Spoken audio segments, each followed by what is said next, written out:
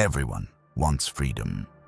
We speak of it as the highest ideal, freedom to live how we want, freedom from oppression, freedom from limits.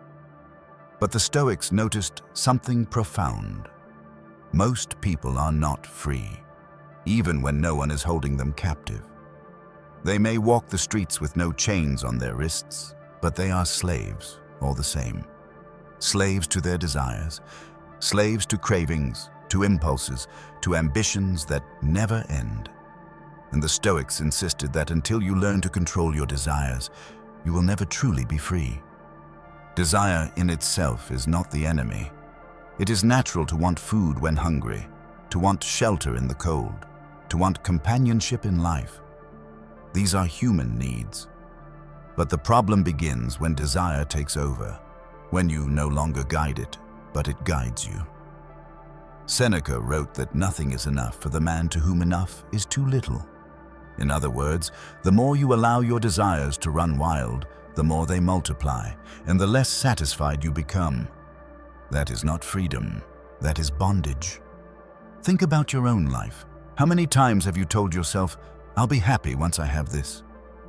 Maybe it was a new phone, a better job, a bigger home, more money, or even recognition from others. And yet, when you finally achieved it, how long did the satisfaction last? A week? A month? Soon after, the desire shifted. Now you needed the next thing, and the next. This is the treadmill of desire, forever chasing, never arriving. The Stoics knew this cycle well, and they warned against it. For them, freedom was not having everything you want, but no longer being controlled by the endless wanting. Epictetus, once a slave, understood this in a way few others could. He observed that his master could chain his leg, but not his will. What enslaved people more than chains, he argued, was the inability to control their passions. He said, "No man is free who is not master of himself." Think about that.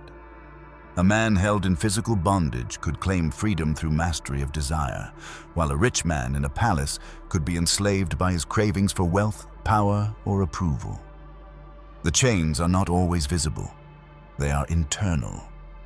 Marcus Aurelius, an emperor surrounded by endless luxuries, recognized the same truth. In his journal, he reminded himself daily not to become corrupted by pleasure or blinded by ambition. He wrote, "If you are distressed by anything external, the pain is not due to the thing itself, but to your estimate of it." He understood that to desire too strongly is to give the external world control over your inner life. A man who cannot say no to his desires is not a ruler at all. He is ruled by whatever tempts him next. But what does it mean to control desire? The Stoics did not tell us to live without joy or to reject life's pleasures entirely. They were not ascetics withdrawing from the world. Instead, they taught moderation, self-command, the ability to enjoy what is present without being consumed by it. It is one thing to sip wine with friends, another thing entirely to be unable to live without it. It is one thing to appreciate wealth when fortune grants it, another to depend on it as if your worth depends on your bank account. The Stoics drew a clear line.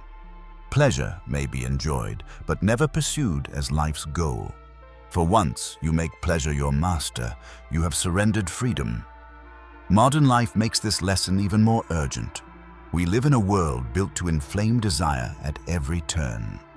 Advertisements tell you that you are incomplete until you buy this product. Social media shows you endless comparisons designed to make you crave more. Entertainment keeps your senses chasing stimulation, so you never sit still long enough to be content. And what happens? You begin to confuse wanting with living. You begin to confuse having with being. And slowly, without realizing it, you become chained to a system that feeds on your endless dissatisfaction. The Stoics offered an antidote. Practice voluntary discomfort. Train yourself to go without luxuries, to step away from indulgence, to live simply even when more is available. Seneca encouraged his students to dress plainly, eat coarse food, sleep on the ground, and then ask, "Is this what I feared?" The practice was not to punish, but to remind the mind that true peace does not come from feeding desire, but from mastering it.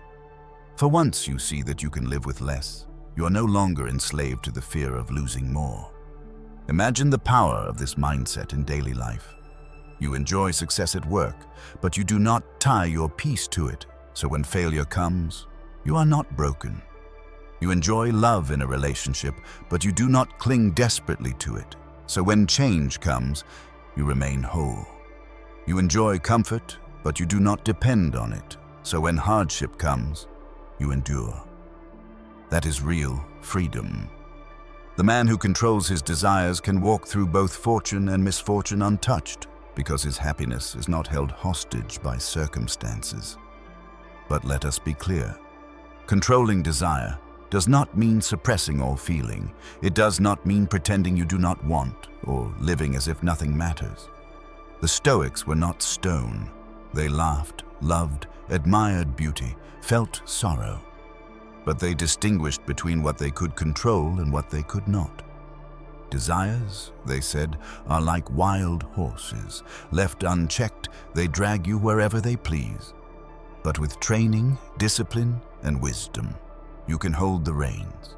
You may not silence desire completely, but you can direct it, use it, and, when needed, let it go. So much of our suffering comes not from what we lack, but from believing we must have more. A person with enough food, shelter, and health, yet consumed by envy, will feel poorer than a beggar.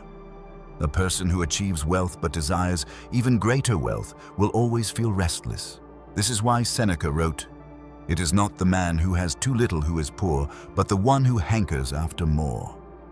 In other words, the richest life is not built on abundance of possessions, but on scarcity of desire. Think about freedom as you imagine it.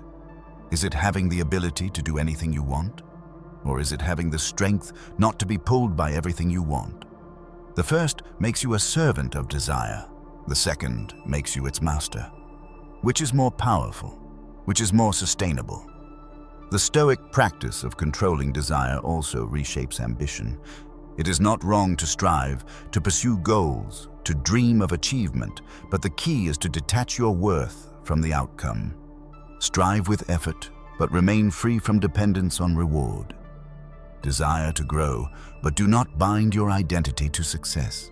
This way, even if fortune shifts, you remain unbroken. For what matters is not whether you gained everything, but whether you remained free within yourself. And so, to live with controlled desire is to live with true dignity.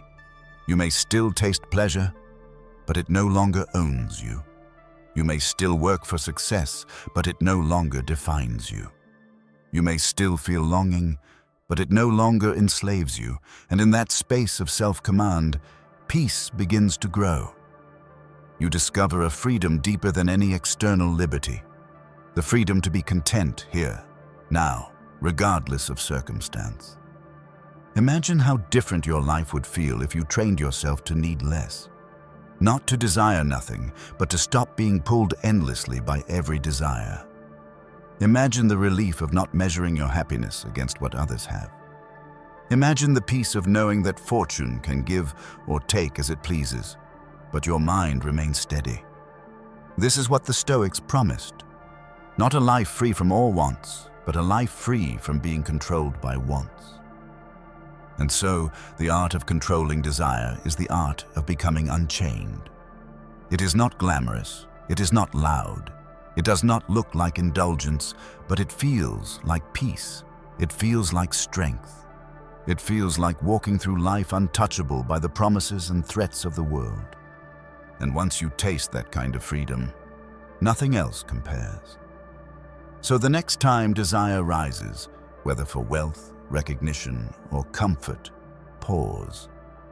Ask yourself, does this desire serve me, or does it enslave me? Can I enjoy this without needing it? Can I walk away from it and remain whole? Each time you practice this awareness, you take back a little more freedom. Each time you choose discipline over indulgence, you strengthen your will. Each time you say enough, you loosen the chains. And if this reflection has spoken to you, I want to invite you to take the next step. Subscribe, because each week we explore Stoic habits that can transform your life. Not as distant philosophy, but as practical tools for peace and strength in a noisy world. Share your thoughts in the comments. What desire do you most need to control right now, and how might doing so bring you freedom? Your honesty might inspire someone else to find their own strength. And share this message with someone who needs it. Someone caught in the chase, who might need the reminder that peace does not come from feeding desire, but from mastering it.